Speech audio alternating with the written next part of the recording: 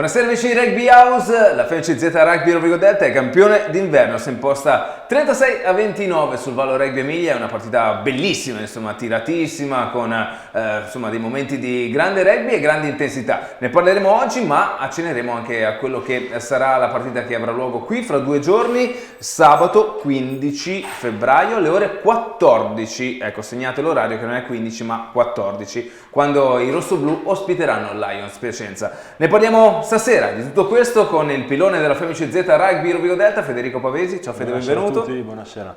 E poi è tornato a trovarci un amico, un tecnico, insomma un rossoblù, anche se stasera farà il tecnico imparziale, neutrale. Paul Aru, ciao, bentornato. Buonasera a tutti, ciao Andrea. Allora Fede, partita tiratissima, Sì. Forse tra le più difficili, no? Di questa Tra le annata. più difficili ma anche tra le più belle, perché finalmente condizioni meteo permettendo è uscita una partita molto veloce a tratti e molto magari che è prevalso magari anche un po' in gioco degli avanti, però c'è stato un equilibrio magari rispetto alle partite precedenti dove era solo i davanti. È solo battaglia di davanti. Esatto, Fede. sì. Insomma, bello, hanno giocato dietro, una squadra sicuramente Reggio solida, Sì, che ha sì. confermato le proprie qualità. Esatto, no, non è una brutta squadra, Reggio più che altro è molto cinica perché in tutte le volte che è venuta ai nostri 22 dentro la nostra metà campo è uscita sempre con dei punti, quindi ha fatto del drive, la sua, tra virgolette, la sua forza e comunque anche giocando la palla alla mano, così sono veramente bravi. Sì.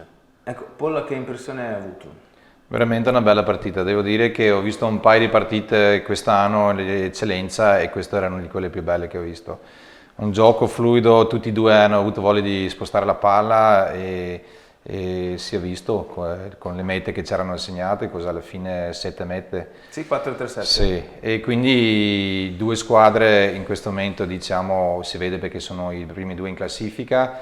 Credo che la vittoria è più bella per Vigo perché questo Reggio Emilia non è una squadra solo sulla carta forte. Loro hanno veramente un bel gioco e abbiamo visto quei primi 14 punti. Quando questa squadra funziona bene e le cose va per loro, possono fare i danni. Quindi per Vigo io credo che devono essere veramente contenti e se guardiamo la classifica come sono messi dopo diciamo, l'andata, Revigo è messo proprio bene. E da tanti anni non ho sentito così tanto entusiasmo e positività anche in tribuna. Sappiamo qua a Revigo qualche volta è esagerato e sappiamo bene anche dell'annata nostra, però credo che questa squadra di Revigo in questo momento è in posizione diciamo sano e quelle dove loro volevano essere in questo momento, perché se tu partiva il girone di ritorno con diciamo nella posizione di Petrarca, io non credo che stanno sereni e ci sarà pressione, sappiamo come qua a Revigo.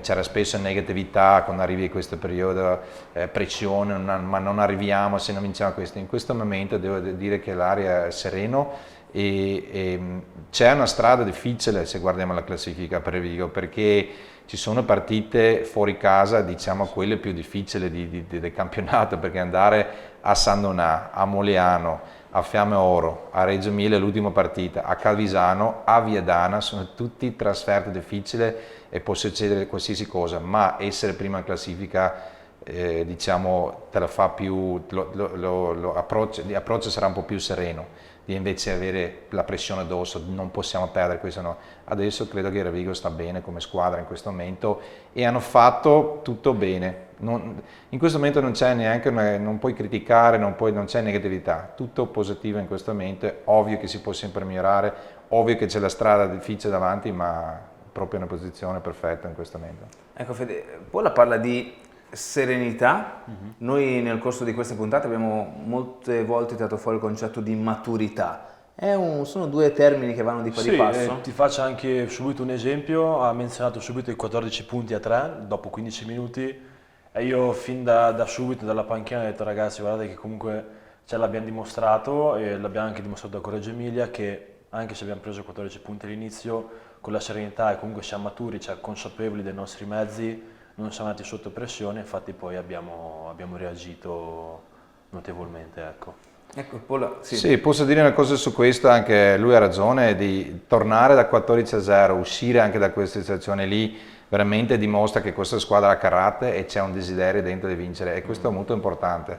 E un'altra cosa che ho visto di Revigo, che anche da tanti anni non era così evidente, e devo dirlo, questo è una cosa che era sempre il mio desiderio di averlo anch'io con Revigo, è un pacchetto di avanti che comanda, perché se avete visto i fisici di Reggio Emilia in campo, è una squadra che piace portare avanti la palla e giocare il gioco fisico, e poi ovviamente hanno i tre quarti veloci, ma prima danno avanzamento con gli avanti.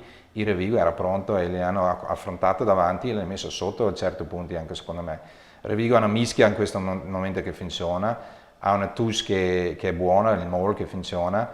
Il Revigo non sta facendo ancora il gioco che tutti vogliono vedere, cioè non è ancora champagne, non è ancora, però come ti ho detto, per essere prima in classifica e avere un avanti che in questo momento secondo me è cresciuta anche per il fatto che i campi erano di fango e quindi si sono maturati.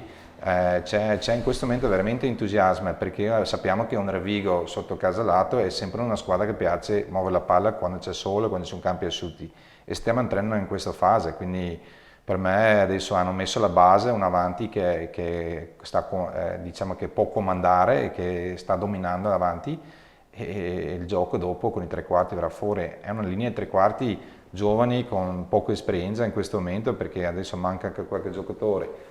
Però Ali che piace giocare, che con la palla in mano, l'estremo che fa contrattacco, io, come ti dico, molto positivo. Per quanto riguarda Reggio Emilia, io sarò un po' più preoccupato per la sconfitta di sabato, perché dopo che tu sei stato così in controllo della partita e hai una squadra così dominante e stai puntando a vincere il scudetto, per me loro dovevano chiudere quella partita prima e fare meno errori. Mi preoccupa la difesa di Reggio Emilia, perché c'erano buchi dappertutto. Il Revigo a un certo punto, a parte i due mete che ha creato un po' Cioffi o Anto, però c'erano buchi anche dappertutto. Se qualche pallone rimaneva in mano di Revigo facevano anche più punti. 30 e 36 sono già tanti sì. contro una squadra che punta a vincere scudetto. Quindi... Ecco, tra l'altro Polla alza il dubbio nei confronti della difesa che nel momento in cui tu hai avuto il pallone l'hai messo in difficoltà. L'aspetto è che nel secondo tempo hai avuto molto poco il pallone rispetto a loro, perché loro sono stati molto di più nella nostra metà campo rispetto a Reggio. Tu parlavi del cinismo del Reggio Emilia, secondo me siamo stati molto cinici noi sabato nel sfruttare le presenze. Infatti Andre era uno dei nostri obiettivi, cioè fin da subito Diego, col fatto che magari non è un 10 di ruolo, ha detto ragazzi tutte le occasioni le sfruttiamo, ad esempio il drop che ha messo sotto i pali è un esempio, capito? C'è un esempio per dirvi che la partita è nostra e decide quando far punti. E tra l'altro mi ha detto che l'aveva promesso a Manny questo. Questo non lo so, però.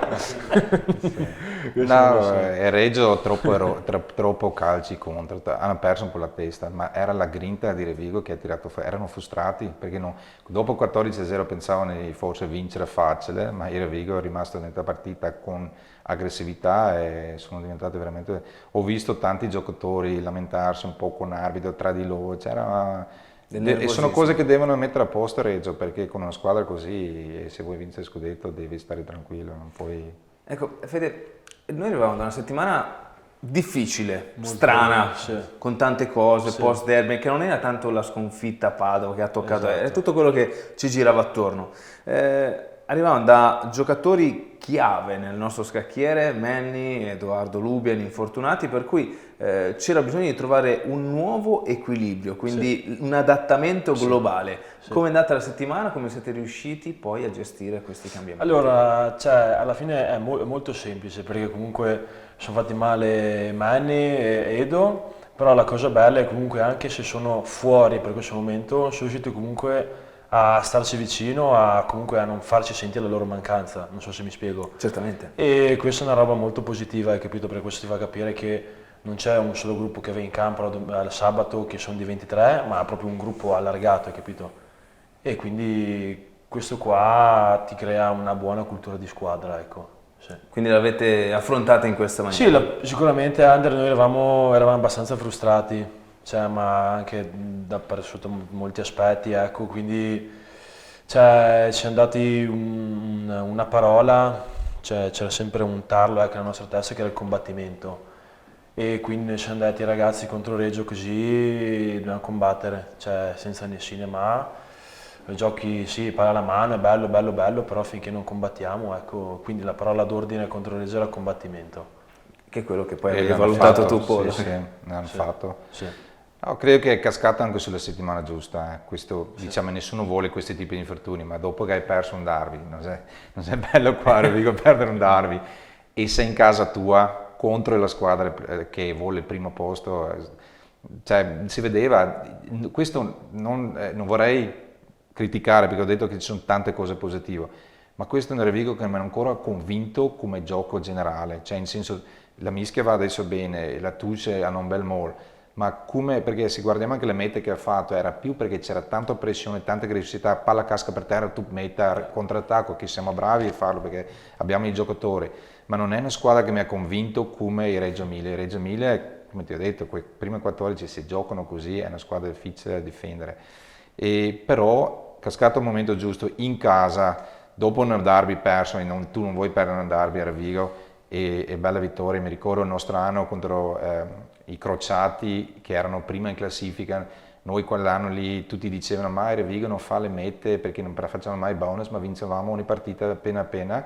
Siamo arrivati a quella partita lì e credo siamo andati a 34-3 il primo tempo, tipo tutto meta dopo meta abbiamo segnato, perché Rovigo aspettava queste critiche che abbiamo sentito durante la settimana, momenti difficili, arriva i Crociati, è la squadra da battere e l'abbiamo battuto come ha fatto Rovigo questo sabato, e quindi veramente positivo anche per il carattere della squadra.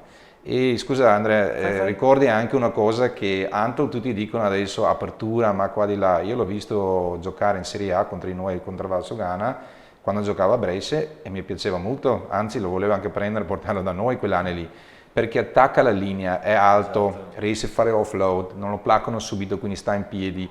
È un giocatore che piace giocare con la palla in mano, che secondo me non è una brutta idea, è andato anche abbastanza bene, vedi, casca la palla, lo tira su lui, c'è intercetto, ha l'esperienza, è un giocatore di rugby 7, è bravo. Infatti su questo punto è interessantissimo del rugby a 7, perché qualcuno ha detto ma sembra non abbia la velocità. Allora, il mio punto di vista è che lui prenda tante informazioni su quello che ha Sì. davanti, per cui prende il tempo e poi agisce, no? Quindi Sì. questo è un aspetto che No, è interessante. esperienza, attacca la linea, però non vorrei sbagliare perché non so, diciamo, non ho l'informazione, ma io l'ho visto zoppicare, non sta al 100% secondo me. Infatti c'è una questione, Fede, sul fattore territoriale, Sì. che Diego ha avuto un problema, una contrattura, ha detto, per cui Esatto. non siamo mai andati di là perché lui non calciava perché aveva la contrattura. sì. Confermi?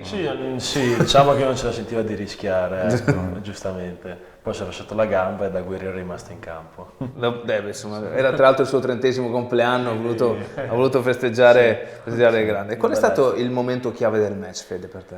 Su me, Andre, il momento chiave del match, oltre ad essere stata la reazione, secondo me è stato anche, non ce n'è stato uno in particolare, ecco, ma tra i primi sono il drop che ha messo Diego sotto i pali. Secondo me ti mando un chiaro esempio di questo qua, comando io, hai capito? Qua decido io quando vincere e quando Sì, che proprio... E poi comunque anche durante il secondo tempo magari quando magari abbiamo respinto il loro drive qua sui nostri 5 sulla sinistra, che loro arrivavano andando a mettere in drive fatta al primo tempo, che poi la palla è carambolata in mischia, ha girato il calcio.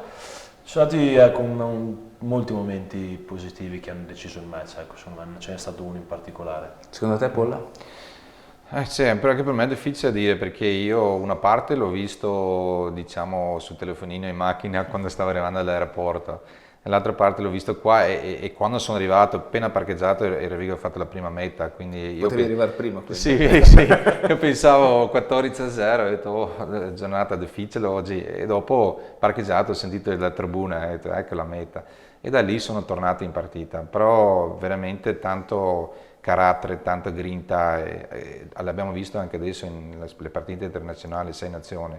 Se tu non combatti lì il punto incontro o non combatti nella difesa, non porti dietro la squadra come dice lui, le maul, lo spacchi mentalmente se riesci a portarla indietro, e lì la punta di forza, anche uno dei punti di forza dei tanti che hanno a Reggio Emilia è proprio la maul, e l'abbiamo spinto indietro e loro non sono riusciti a segnare, dove altre partite andavano in twist meta. Anche carate di 20 metri hanno fatto contro Padova, Calvisano anche, quindi Sono molto bravi da questo punto di vista. Però loro una partita persa a San Donà, partita pareggiata a Reggio Emilia, quindi uno deve anche iniziare a fare le domande sulla testa loro, sulla mente, se ce l'hanno forte abbastanza per arrivare. la squadra sicuramente ce l'hanno. C'è Il anche gioco un'altra cosa da dire, che valutando i loro giocatori hanno, a differenza nostra, quest'anno tantissimi giocatori con alto minutaggio, c'è Luz, Chistolini, Mordacci, soprattutto questi della mischia, poi dietro c'è Rodriguez, Majstorovic, Farolini, è che là davanti, insomma, a fine della corsa li senti sti minuti.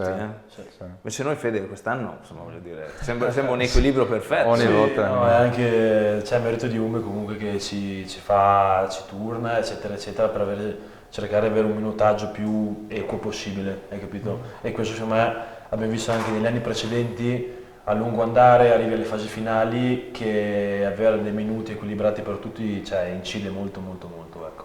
Questo è un dato assolutamente positivo e diverso rispetto al passato, no? Sì. Però credo anche il campionato ti è andato così che lo potevi fare, perché ho visto un Calvisano molto giù, che abbiamo giocato Calvisano qua, e lo vedo ancora giù perché sono in sofferenza, che ogni volta vincono all'ultimo. Però vincono. Sì, però so che ho parlato con Massimo, hanno tanti infortuni anche loro, è una squadra che viene anche sempre fuori qua alla fine, quindi è importante che rimangano là, diciamo sui primi 4 e dopo vengano fuori.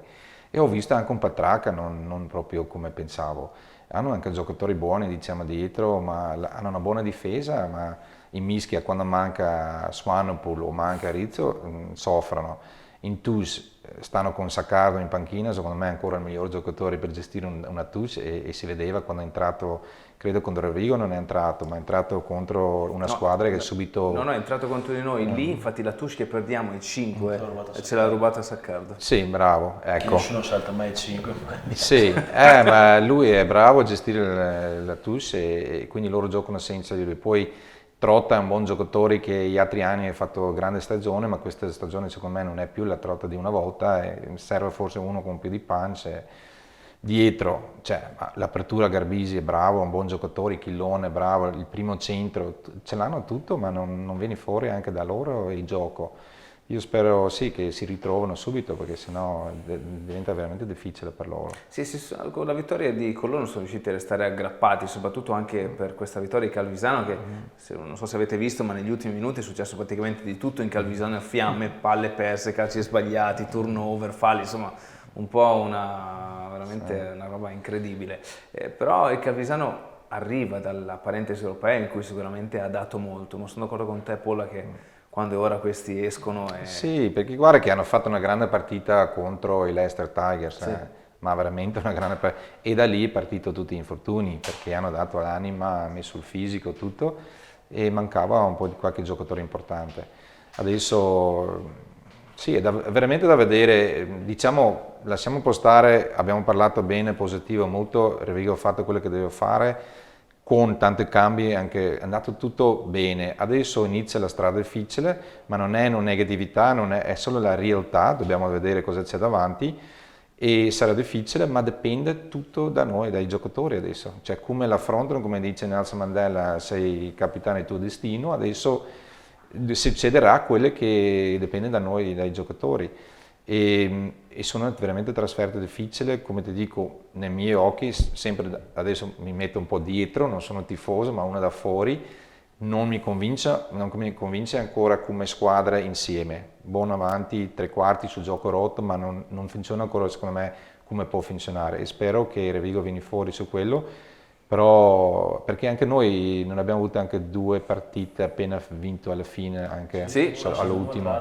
Sandonà e Colorno da Parma. Sì, quindi ci è andato diciamo bene, e la prima parte era un po' più... non ho visto le altre squadre che trasferte hanno avuto come Revigo, è andato bene, credo la prima parte. Facevo il calcolo che Reggio ha 2 trasferte e 2 in casa, no? Calcolando le prime 5 in classifica. Poi parallelamente, se noi abbiamo 3 fuori e 1 in casa, il Petrarca ha 3 in casa e 1 fuori, perché noi ci alterniamo dentro fuori con il Petrarca. E Calvisano non so, perché questo non l'ho visto, però sicuramente il nostro calendario forse è più difficile. E anche l'ultima partita può essere quella più brutta, perché tu devi andare là a Reggio e poi questo può decidere o primo posto oppure secondo, terzo o quarto, chissà, cioè, quindi è veramente una brutta partita da avere come ultima. Assolutamente. Anzi hai Petrarca e Reggio, ma Petrarca almeno ce l'ha in casa. Sì, e c'è da aggiungere che il Petrarca deve venire qua, poi deve affrontare, no, il Colorno e le Fiamme, che anche loro hanno delle sfide dirette col Calvisano l'ultimo, per cui è tutto da capire. Per cui andiamo a vedere adesso gli highlight, la bella vittoria della FMCZ Rugby Rovigo Delta contro il Valo Rugby Emilia, poi torniamo in studio a parlare ancora di quello che è successo e soprattutto di quello che accadrà. È il tributo dello stadio Mario Battaglini allo scomparso Franco Perrini. A entrare nello spazio rosso-blu non ci riesce. Valo Rugby Emilia, partito alla grande in questi primi 120 secondi del big match del Pallone top 12. Ancora le due seconde linee, ovvero Dell'Acqua e Dupress a contatto, riescono a guadagnare sempre qualche centimetro. È il momento di Rimpelli. Un setup centrale, due lati d'attacco, vediamo cosa decide a Menta, Rodriguez, finita lui, adesso il pallone arriva al largo, la meta di Vaeno. Un ottimo multifase reggiano. Farolini. Tutto bene per il Valo Rugby Emilia, 7-0, con una coppia di centri molto giovani. L'introduzione di Fusco. Il pack rosso-blu prova a mettere sotto pressione, c'è già un vantaggio, arriva il primo calcio di punizione e ottimo il lavoro a destra al comunale di Rovigo. David Odiete sembra ben indirizzata, infila l'H sulle bandierine. 7-3 quando siamo giunti al settimo. Mentre per il Valo Rugby Emilia la seconda Sandona, poi un pareggio costruito ovviamente alla fine contro le Fiamme. Attenzione il drive, grande efficacia del drive del Valo Rugby Emilia, siamo al limite della linea di meta rodigina. Vediamo Piardi di essere il leader del top 12, Dado Farolini, la trasformazione, precisissimo il piede, intanto la buona presa di Giant, Piva, Matteo Ferro all'altezza, è ottimo il buco, riesce a far strada, Rimpelli ritorna su di lui, la palla a disposizione, era riuscito comunque a prendere, palla ancora per Pippo Cadorini, che ha le gambe Cadorini ha le gambe, cerca aiuto, Cadorini naviga, resta dentro i 22, Fusco non va a contendere, palla a disposizione, Piva, Giant, palla fuori, David Odiete, vediamo se corre, riesce a restare in piedi, il buco di David Odiete, in due non riesce ad alimentare la corsa, il sostegno esterno da parte di Andrea Bacchetti, ma adesso ancora Rovigo, fuori gioco di Mordacci, abbastanza evidente, nessuno lo segnala, per cui si gioca ancora, altra fase, all'altezza per Andrea Bacchetti che spreca una grande occasione perdendo la possibilità di realizzare la prima meta da quando è tornato a Rovigo, e qui il piede di Mordacci non palesa una... Era Mordacci? Sì. No, scusate, di Mordacci, di Rimpelli, non palesa una grande capacità podalica, ma intanto Massimo Cioffi trova lui ad andare, la meta di Massimo Cioffi, lestissimo a leggere un'impreparazione nella rete difensiva, mette dentro anche questa palla David Odiete. Fusco dà l'ok, la spinta Rovigo, la pressione di Piva su Fusco, questa volta gli ricambia il favore. E arriva anche il calcio di punizione fuori dal FMCZ Rugby Rovigo Delta. Il giro di boa, David Odiete, il calcio in mezzo ai pali sulle bandierine, a stappare Viana adesso con Piva all'altezza, Matteo Ferro riesce a trovare uno spazio fra due, arriva anche una buona pulizia con la palla a disposizione per Piva. Tutti disposti nel lato aperto Rovigo, infatti David Odiete va a colpire anche questo lato, ancora Pippo Cadorini, gli step del Vicentino, Matteo Ferro lamenta un placaggio alto, cambio di senso con Diego Antl, prova a salire a vuoto però il giocatore era Dell'Acqua, il giocatore del Reggio si deve togliere. Adesso arriva il passaggio per Michelotto, Antl, ancora Pippo Cadorini, cade Chistolini e poi le mani sul passaggio di Cadorini, la palla è buona perché è caduta indietro, per cui può giocare Rovigo con Piva. È tutto con Piva sotto pressione assoluta, c'è fuori gioco per il contro il Reggio, per cui Nico D'Amico aspetta l'attimo buono, perde il pallone. David Odiete, la fotocopia del calcio precedente, anche le bandierine dicono la stessa cosa, Rovigo in vantaggio e Massimo Cioffi nel ruolo di mediano di mischia, palla che arriva a Antl, un chip rischiosissimo e Angelini la prende al volo, la corsa dell'Aquilano, potrebbe anche attaccare e va direttamente su Lucio Rodriguez, non si è visto, e sul lato aperto la corsa di Andrea Bacchetti che avrebbe potuto sostenere il giocatore rodigino.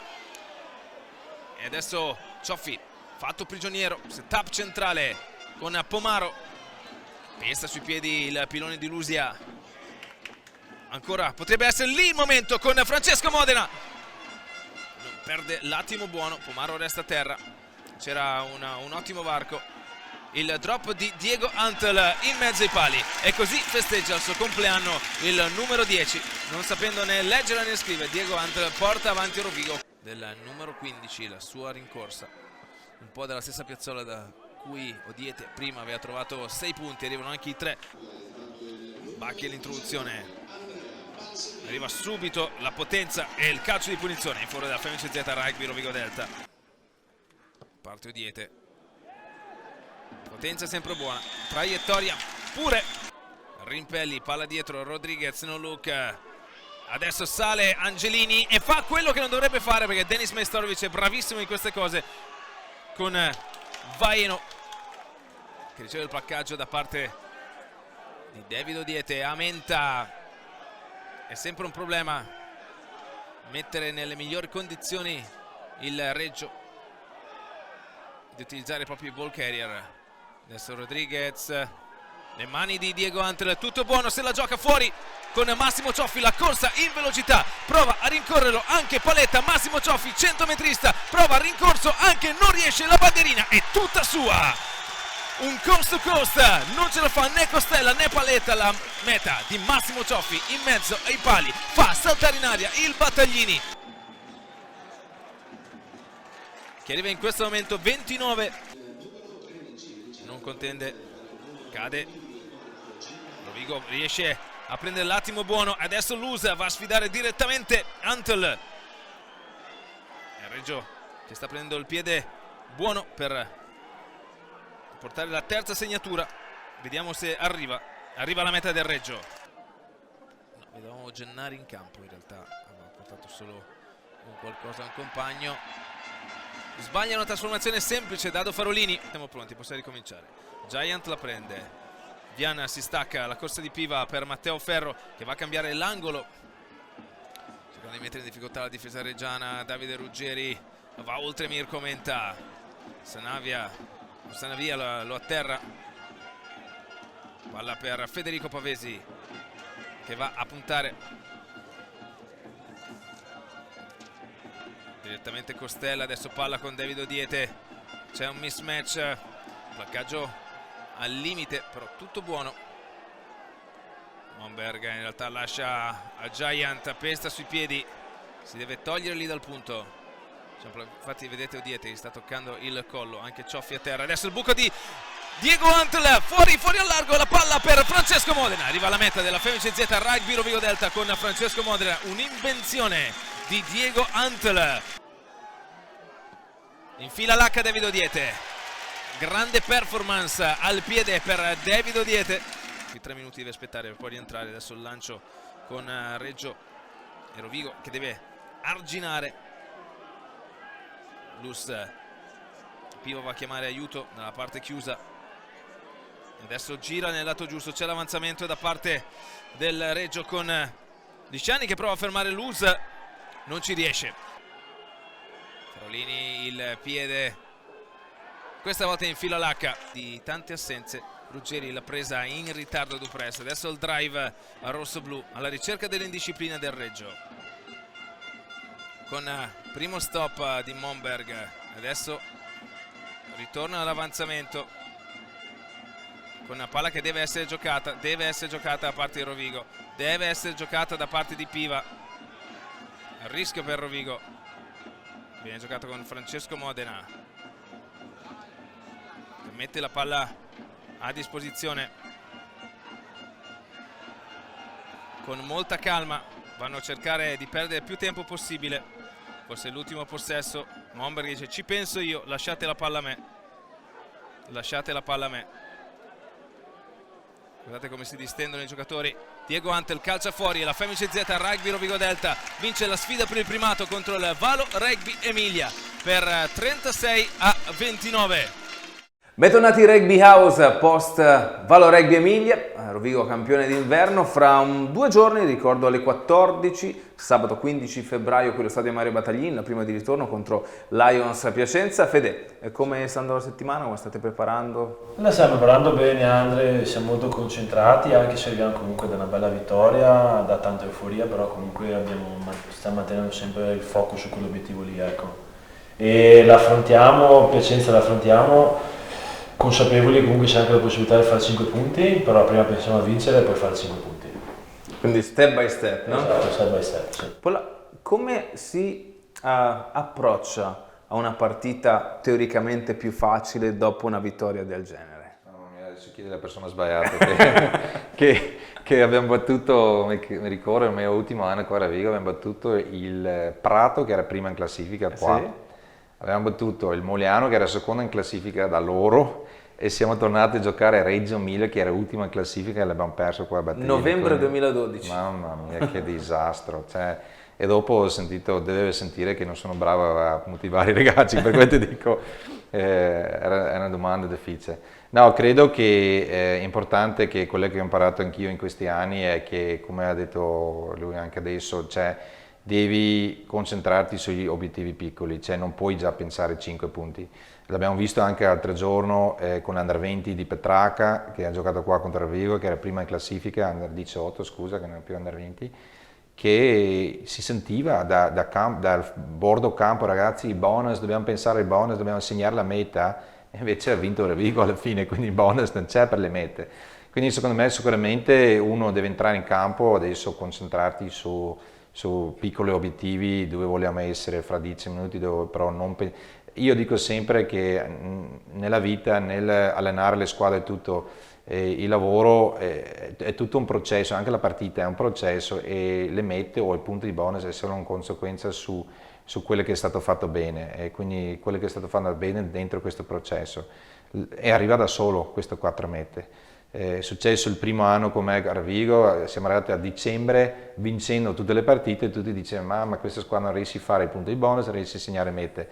E da lì, subito dopo, quando abbiamo iniziato a trovare questa quarta meta, da lì è venuto quasi ogni partita e c'era entusiasmo e veniva da solo.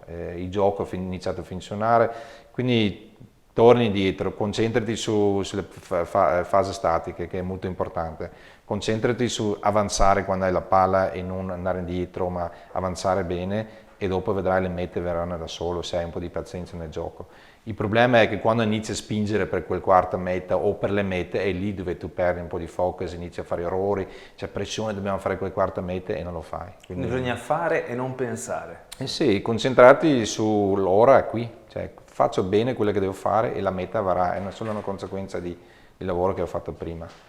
Ecco, Fede, con Lions è stata vinta la partita all'andata, è ovvio che loro sono alla ricerca di punti salvezza perché il loro obiettivo è quello.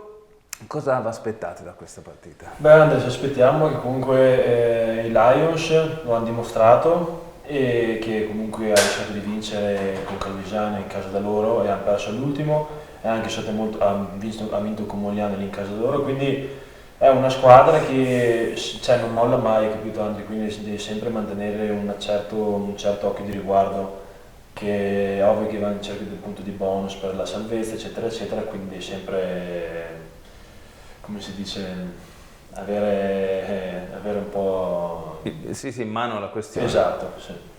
E venendo un po' a te, Fede, forse è la tua migliore stagione quando sei qua a Rovigo, vero? Sì, devo dire di sì, sì. Sei molto contento? Molto molto contento perché mi piace comunque indossare i colori di questa città e comunque rappresentarla anche in campo è molto molto bello. Sì. Ecco, cos'è dovuto questo tuo maggior spazio, questo tuo miglioramento? Fa parte del processo, come diceva Polla, che comunque del giorno dopo giorno? Cos'è stato? Andre, sono convinto che... O hai cambiato qualcosa in te mentalmente? È cambiato qualcosa in me, principalmente mentalmente, che magari devo lavorare più duro o mi sono anche posto un obiettivo a inizio stagione che devo perdere quei 3 o 4 kg di più e quindi diciamo che è stata un po' la chiave perché migliorando magari anche i test di resistenza automaticamente ti poni degli obiettivi molto più alti e per ora è stato quello insomma un po' la chiave della... E con Nico? Sempre un bel rapporto? Sì, molto, anzi ogni anno che stiamo insieme migliora sempre di più. È bellissima questa staffetta, no? Tra voi due. Sì. Che bello ancora sentire un giocatore, come dice Federico, che è ancora bello mettere quella maglia, cioè, è una cosa che abbiamo l'unico qua in Italia, proprio il Revigo, perché è quella che io sempre volevo dai miei giocatori, che sentono l'attaccamento alla maglia e alla società, perché qua lo viviamo, a Revigo viviamo il rugby così. È importante questo, è un po' una cosa che secondo me che dobbiamo trovare dall'Under 6 fino alla prima squadra, perché abbiamo la storia, ragazzi, qua quando vai in un'altra società capisci dove ti trovi e dove sei stato, e quando sei a Revigo c'è la storia dietro, è ancora bello entrare nel batterini e ovviamente ogni avversario che viene anche qua vuole battere Revigo a casa sua, quindi per quello, come dice anche lui, si deve stare adesso con i piedi per terra, sei prima in classifica, tutti ti vogliono battere a batterini perché è ancora più bello. Quindi piedi per terra e continua a lavorare come stanno lavorando. Ascolta, adesso una domanda indiscreta, ok, c'è la TV ma siamo tra amici. Quanti soldi hai preso dal Rovigo per mandare tutta questa gente al Valsugana? Mamma mia, potevo fare un po' di soldi, devo chiedere qualcosa. No, io so che a Valsugana sono rimasto un po' male, però diciamo che questa è una cosa che io ho già detto prima che siamo andati in eccellenza. Ho detto, il problema di Valsugana c'è, stiamo facendo un grande lavoro con il giovanile, e la squadra è arrivata dove è arrivato, però questo non è sempre un bene, perché prima perdi un po', diciamo, anche equilibrio nel club tra junior e senior, poi c'è l'impegno economico, cioè che noi per fortuna, perché io ho sempre detto che può essere come un Prato, come Venezia, vai su, dopo torni giù con tanti debiti, per fortuna Valsugana ha detto non andiamo a spendere di più, e alla fine secondo me è anche un po' una fortuna che non sei rimasto, perché non abbiamo ancora l'infrastruttura, è stata una bellissima esperienza, grande cosa per Valsugana, ma era difficile se potevamo continuare sempre con questo, diciamo, quello che abbiamo in casa, perché non siamo strutturati come altre società. E alla fine sono rimaste male perché sono andati via così tanti, ma sapevamo che succederà, perché ci sono giocatori che avevano qualità, come dicevo anche prima, il Sirone è un giocatore non di Valsugana, ma da quando lui è arrivato ho detto questo ragazzo ha qualità e può andare più alto, e c'erano squadre di eccellenza che sono venute a vederlo e alla fine dice ma secondo noi troppo piccolo, troppo magro, non ce la fa, e io lo voglio ancora vedere in eccellenza con una squadra come Revigo, perché ha fatto veramente grande cosa per noi come Valsugana. Placca, con quel corpo che ha, Placca è dappertutto in campo, gioca con la palla in mano, a gambe, è veramente un buon giocatore, lo puoi usare in tu sia come secondo, come terza, è un giocatore con qualità. E diciamo, come ti ho detto, il Valsugana ovviamente ha perso un sacco di giocatori, perché se noi facciamo un conto adesso con chi gioca in eccellenza e anche i due nostri che gioca, diciamo, in nazionale in questo momento, stiamo parlando di 15 giocatori di Valsugana che è in giro per l'eccellenza oppure in Celtic League. Perché in ogni società quasi abbiamo 2 o 3 che è andato lì, che per me è una grande soddisfazione, però ovvio per una società è difficile accettare che 15 tu va via. E parlando di soldi, il Valsugana, come il sistema, adesso non voglio entrare nella politica perché può essere che uno dice non è vero, ma come è il sistema dei cartellini che ti deve dare i soldi, non è più come una volta che ti danno i contanti subito e tu dici ok vabbè mi va via, ma mi entra 25.000 e con quello io mi vado a costruire un altro giocatore. Ti tolgono ultimamente i giocatori dalla tua società e dopo gli anni di lavoro che hai fatto non è che ti danno subito i soldi, qualcuno ti dice ti paga rate su 3 anni oppure uno ti dice dammelo in prestito, quindi il sistema in questo momento non funziona proprio bene secondo me, e una società come Valsugana perde in questo, perché se tu pensi 15 giocatori sono andati via, se potevano prendere soldi per ognuno andavi subito a investire ancora sul tuo giovanile e fai crescere ancora di nuovo, ma invece non è così, sei ancora con tutti i problemi di prima economico, quindi non è che tu sei diventato ricco adesso. Tra l'altro sappiamo che alcuni giocatori non ti avevano detto niente, no? Che veniva a Rovigo, e tu gli hai detto a un certo punto, ma cioè, tu vai là e non me lo dici? È proprio successo anche, non so se in un allenamento o appena prima di una partita, che sono entrato in spogliatoio e ho detto Crasti, Ma scusa, non mi dice niente, vieni a giocare là nel mio giardino? E lui rideva. No, non è vero, ho detto, guarda, io abito a Revigo, so tutto. E dopo ho detto sì, mi piacerebbe, ho detto ascolta, sì, merita tutto, lui, ma tutti questi ragazzi giovani, cioè, è incredibile come hanno cresciuto nei anni e hanno, secondo me, ovviamente in una squadra come Valsugana hanno sofferto perché la squadra deve essere ogni sabato al massimo. Qua qualche volta puoi anche fai il tuo meglio, ma sai che ci sono anche altri 15 che può fare la differenza e aiuta a giocare. Quindi io sono contento per tutti, per loro, anche uno come Mario che è un ragazzo sempre di qualità, che ho sempre detto che ha tanta qualità, ma lui deve emergere adesso, non può stare a Valsugana dove la mattina non si fa niente. L'ultimo anno abbiamo iniziato a fare la palestra che loro alzavano alle 5, facevano la palestra alle 6 e però dopo durante il giorno non c'è niente. Devono essere dentro un sistema di professionisti come per esempio a Ravigo dove allenano 2 o 3 volte a giorno e questo è importante per crescere. Tra l'altro la puntata tra Mario e Moreno è stata una delle puntate top degli ultimi 8 anni. Ci ha messo anche tutto sul in inglese. blog, sì, Ci ho visto dialetto e si capiva più niente. dai Ravigo dai. No, perché parlando anche diciamo, delle strutture, in questo momento devo dire anche il Verona sta andando bene, non parliamo della prima squadra, se guardiamo Under 16, hanno un Under 16 che sta battendo tutti con 40 punti anche credo questo weekend contro Petrarca, cioè, quindi iniziano le società che lavorano bene nel giovanile, iniziano a venire fuori, è ovvio che stiamo parlando qua di un'altra cosa perché qua parliamo dell'accademia, però dimostra che se nelle società riusciamo a creare un po' di professionalità anche o avere gente che gestisce un po' la crescita dei giovanili si può fare venire fuori qualche giocatore interessante. Senti, Pola, io ti ascolto, ma quanto ti manca il campo? No, diciamo non mi manca tantissimo il campo in senso perché noi andavamo alla sera quando fa freddo qua.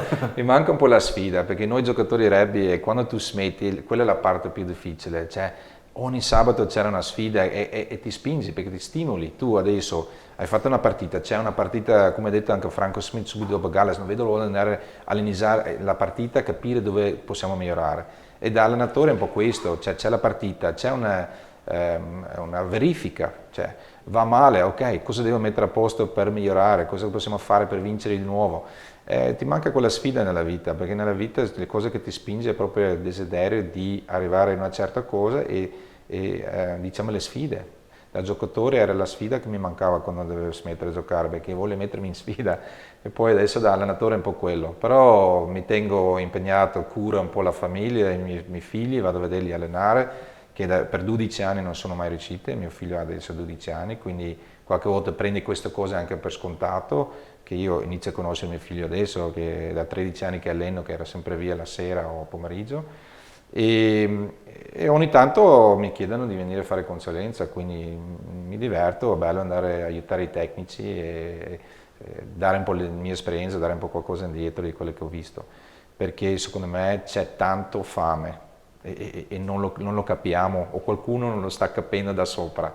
Loro vogliono imparare, loro vogliono vedere un po' qualcuno che porta, perché per me c'è tanto vecchiaio, come si dice, siamo tanto indietro, vecchiaia, okay. Perché adesso anche possiamo dare una grossa mano alle Celtic League se noi iniziamo già a fare tipo quel lavoro già sotto, perché loro hanno passato cosa da 2010 fino ad oggi e sono arrivati, ma adesso gli altri squadre sono andate ancora di nuovo avanti, quindi rimaniamo sempre indietro. Se guardiamo adesso 6 nazioni, siamo, non voglio dire poco reattivi, ma gli altri sono più reattivi di noi, guarda i punti incontro, se arrivi quel mezzo secondo ritardo ti rubano la palla, noi siamo sempre indietro, quel passo indietro, ma a parte dai giovanili io continuerò a combattere questo, io vorrei che iniziano a venire fuori con una soluzione e per me è dobbiamo seguire e guidare un po' di più i nostri tecnici che allenano i giovanili, non i giocatori, lascia stare. Tu non puoi allenare 500 bambini di Valsugana, ma puoi allenare forse 30 tecnici e puoi trasmettere a loro quello che serve nella società. E iniziamo anche a seguire tutti una strada unica. Cioè, io non dico adesso ogni società, ma una società deve avere la sua identità di quello che vuole fare, con un piano chiaro, con gli obiettivi chiari, ma non puoi fare le cose al caso e sperare che ti viene fuori una soluzione. Come ho detto prima io, deve avere il processo e deve essere misurabile. Cioè, non puoi migliorare una cosa che se non puoi misurare. Quindi se ognuno va a allenare come vuole o tira fuori qualcosa da YouTube, quella là, come fai alla fine a capire se una cosa funziona o no? Scusa Andrea, adesso io sto entrando certo, tutti, ci stiamo ascoltando con piacere. Però questo è un po', quindi a me piace andare a fare un po' di consulenza, aiutare di qua di là, i giovanili, i tecnici, non i giocatori, e mi diverto così. Bene, andiamo a vedere i rumors che arrivano dagli altri campi per ogni top 12, poi rientriamo perché abbiamo delle domande per Federico Pavesi e vogliamo sapere anche le risposte. Sabato all'Acquacetosa arriva il Mogliano, partita molto delicata per la Lazio che dopo il girone d'andata ha raccolto solo 7 punti, una sola vittoria in campionato fino ad ora per i biancocelesti, davvero molto poco per poter sperare in una salvezza, soprattutto perché Lions e Colorno stanno dando del filo da torcere alle avversarie. 7 i punti che distaccano appunto i biancocelesti dai Lions, fondamentale quindi ogni partita, necessarie portare a casa la vittoria a prescindere da quello che è l'avversario davanti, e Mogliano non sarà sicuramente un cliente facile per i biancocelesti che però soprattutto in casa hanno dimostrato un buon gioco. Tra l'altro prima dell'inizio della partita sarà rispettato un minuto di silenzio per ricordare il giovane arbitro Tommaso Battini, prematuramente scomparso in un incidente aereo. La Lafert comincia il girone di ritorno completando il poker di partite chiamate a dare la misura oggettiva delle proprie ambizioni stagionali. Fin qui il pareggio interno con Viadana, la sconfitta di Misura Mogliano e la vittoria in casa contro il Lions Piacenza hanno delineato un contorno ancora troppo sfumato per considerarlo attendibile né soddisfacente. Sabato però arriva la prova del 9, quella vera, visto che al Pacifici arrivano le Fiamme Oro, club che con il San Donà sta percorrendo ormai da anni, gli anni della serie cadetta, un percorso parallelo che di fatto rende la sfida tra le due squadre una specie di derby extraregionale. Il 15 di coach Guidi è quest'anno uno degli avversari meno desiderabili, molto più consistente sul piano della mentalità, più continuo su quello dei risultati e come sempre in grado di poter sfruttare la struttura più professionistica dell'intero campionato. Servirà il migliore San Donà dell'anno per mantenere inviolato il fortino di casa, capitalizzando al massimo i propri punti forti, la mediana, la sicurezza di Lale ad estremo, le buone gambe nella linea arretrata, la capacità di lettura del match e dell'apertura inglese Cats, l'aggressività sul breakdown, e lavorando con umiltà e concentrazione totale su quelli più deboli, la conquista in fase statica e le troppe amnesie difensive. La sconfitta per un solo punto in casa del Calvisano carica le Fiamme Oro di una rabbia che proprio in riva al Piave sarà chiamata ad esprimersi in punti pesanti. La rappresentativa della Polizia di Stato non ha alternative alla qualificazione ai playoff quest'anno, pena una profonda rivalutazione del progetto e dei suoi uomini. Questa qualificazione passa però necessariamente per San Donà di Piave e passa per la prima giornata di un ritorno che dovrà essere un percorso a tappe vincenti per i giocatori cremisi.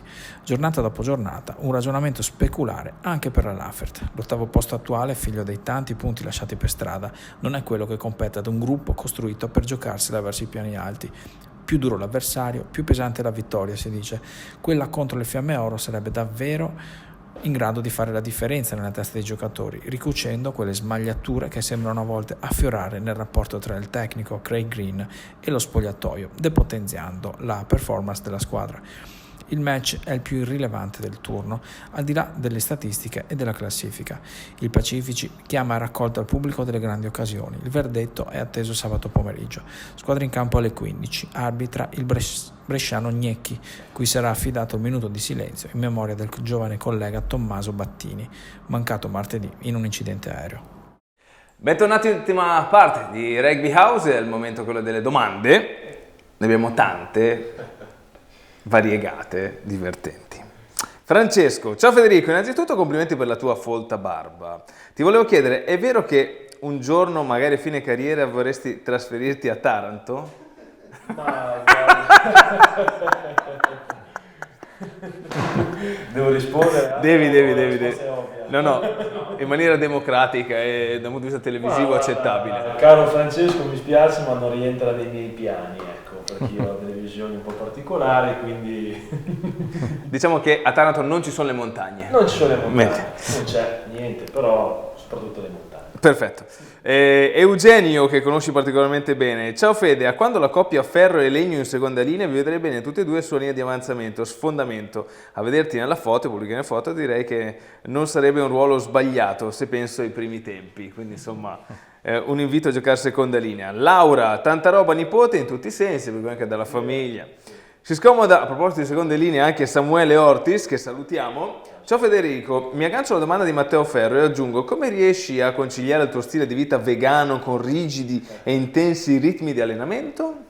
Ma guarda, Sam, devo dirti proprio sinceramente che ero fan davvero di quelle proteine vegetali pazzesche, quindi che hanno, cioè, il confronto a quelle della carne, la carne non è niente in confronto, ha molti più nutrienti, sto scherzando ovviamente.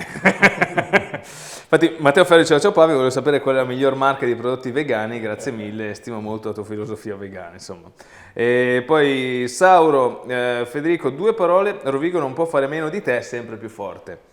E poi Edoardo, dai e Fede, Enrico, ciao caro Federico, a me piace tanto la tua barba, quanto tempo dedichi alla sua cura? Adesso ti rispondo. Ti rispondo? Sì. Allora Marione, devo dire che è molto impegnativo e richiede tempo e Si fa. risposta semplice, sì. Allora, Diego, ti lovo Federico, sono un tuo fan. Marco, ciao, penso che la tua sia una crescita lenta ma costante, ti vedo in continuo miglioramento, ti senti finalmente titolare nella Rugby Rovigo, complimenti per il lavoro di questi anni. Ok, beh, sicuramente è un bellissimo commento e cioè, preferisco migliorare costantemente e cioè, breve ma costantemente che subito e dopo Fermarti, certo. Esatto, sì. E credo che per me da titolare così c'è sempre in competizione, quindi anche questo che aiuta comunque magari nel mio ruolo, avere uno più del tuo stesso ruolo aumenta la competitività e facendo così aumenta anche il ruolo della squadra, perché ognuno vuole dare sempre di più, quindi è man mano si alza sempre l'asticella del livello individuale e collettivo. Bene, una domanda io da farti. Sabato scorso è ritornato a giocare qui Denis Majstorovic, sì. Quindi parliamo di barbe, siete molto vicine. Tra l'altro tu sei un caro amico di Denis, sì. Non a caso sei stato uno dei pochi, forse l'unico a essere al suo matrimonio, no? No, io non c'ero. Ah, non c'eri tu, però so che c'era comunque... Era molto stretto. Ecco, sì. E come l'hai visto? Come ti è sembrato? Come è stato... A me sinceramente mi ha fatto molto piacere, anche dispiacere che non sia più qui, ecco, che non è più qui. E no, niente, ridendo e scherzando, comunque lui Reggio sta bene e io barba rossa e barba nera, quindi... E via che si va. Sì. Beh, c'è l'essere montanaro forse che vi lega, vero? Sì, esatto, c'è quello spirito montanaro che ho riconosciuto fin da subito, no? Cioè, comunque ragazzi semplici, magari non troppo di... Sofisticati, esatto, di poche parole che però comunque hanno valori e concetti molto precisi e molto belli. Tra l'altro anche bello il trattamento per Denis al terzo tempo, no? Tanti cori da tutti i tifosi, insomma, tutti per lui, quindi insomma, tu l'avevi sentito nella settimana precedente il match? No, l'avevo sentito 2 o 3 settimane prima, ecco, e niente.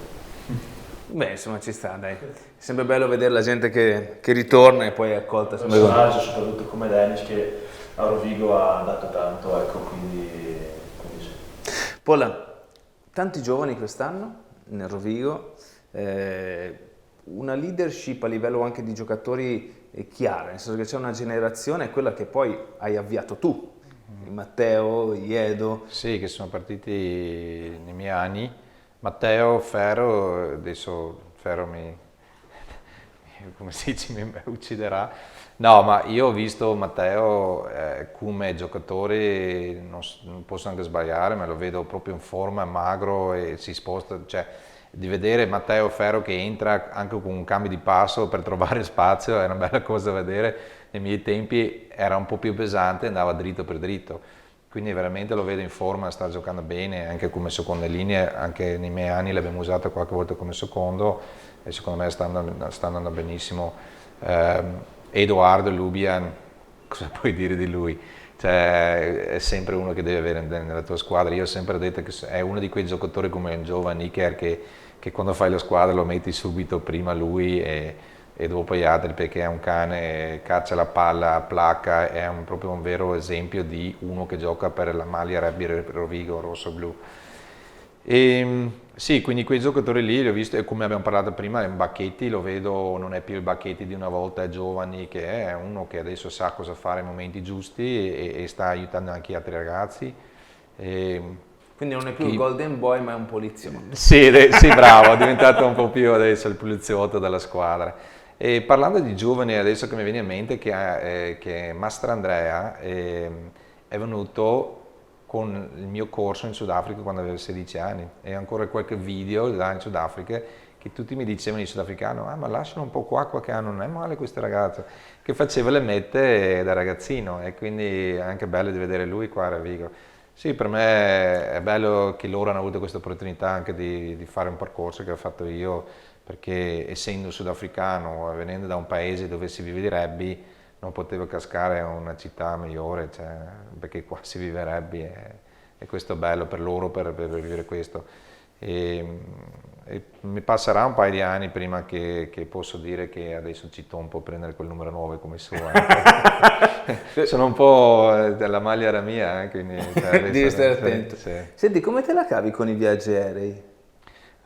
Sì, inizio a fare, credo che io adesso inizio a essere quasi vicino a 40 voli all'anno, cioè Mamma mia. quasi saremo a 30, sì. Che io sono appena tornato da Berlino sabato, parto adesso domani di nuovo per Sudafrica, quindi... Ma in questo momento, adesso ho passato un anno di fare tante voli, mi trovo ancora bene perché è il mio momento di silenzio, cioè quando posso essere io, telefonini spenti perché nessuno ti chiama. E mi dispiace dire anche a casa che non senti i bambini che si lamenta, la moglie che è arrabbiata con loro, però ti dico, quindi è il mio momento spento, a parte che il Qatar adesso inizia ad avere anche wifi in aereo, non so perché non serve pagare, è gratis.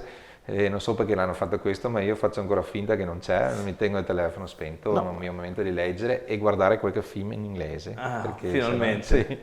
Sì. No, ma la mia domanda voleva sapere questa, la tua attività adesso, ma è vero che nei primi anni che eri qui praticamente hai sbagliato la data di una partita e la moglie di Mike Bailey ha dovuto cambiare 30 voli aerei per Londra? Sì, questo è vero. No, però... ho trovato Andrea Barattini che mi ha raccontato questa storia. Mamma mia, no, però non è tanto sbagliato, era un'occasione che non poteva dire di no. Io e Stefan Darblanche eravamo amici dormivamo nella stessa casa quando giocavamo per Boland, e c'era il mondiale in Galles, e io sono adesso in Italia, che non sono mai stato fuori dal Sudafrica, 26 anni, prima volta in un altro paese, c'è il mondiale. Stefano mi dice che guarda che ho i biglietti per te, vieni. Era il terzo o quarto posto, quindi non era proprio, però il Sudafrica-Nuova Zelanda, sempre una bella partita al Millennium Stadium, e io ho detto a Mike Bailey, che era l'allenatore, ho detto: scusa, cosa dici? Vado. E lui fa: ascolta, io copro per te, cos'era, non ricordo, venerdì per l'allenamento, però tu non puoi essere in ritardo, devi essere qua per la partita.